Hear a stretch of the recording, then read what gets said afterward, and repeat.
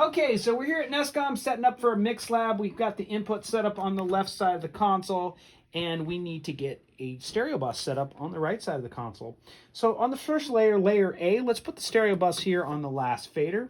Pretty simple. We're going to go to Setup. We're going to go to Control, Strip Assign, and find the mix. And yellow is your stereo bus, and I'm going to drag that down over here. And here is the stereo bus. Popped right up to Unity Gain, and which may or may not happen for you. And so there's the stereo bus. We want to send the stereo bus to the speakers so we can hear it.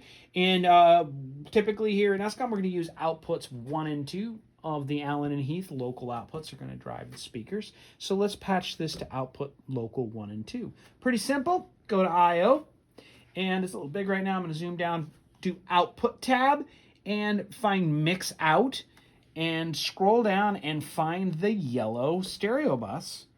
And I'm going to patch, holding the button down.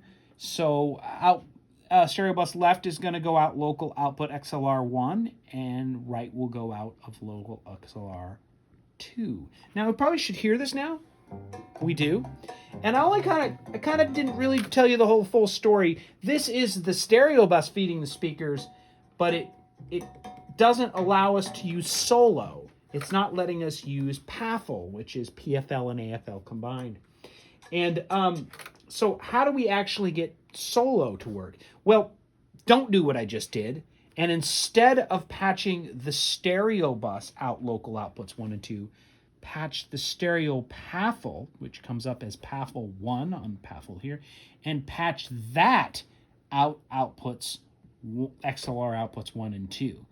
The stereo bus will still feed the speakers by default. That's a preset in the PAFL parameters.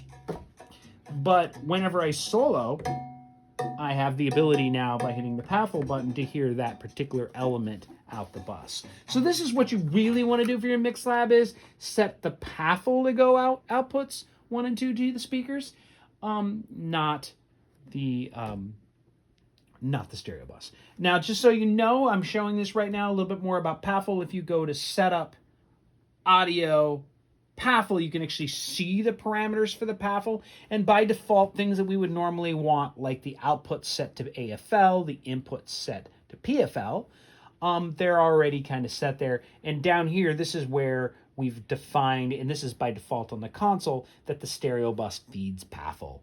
And therefore, what I just did with patching will work for you. Thank you.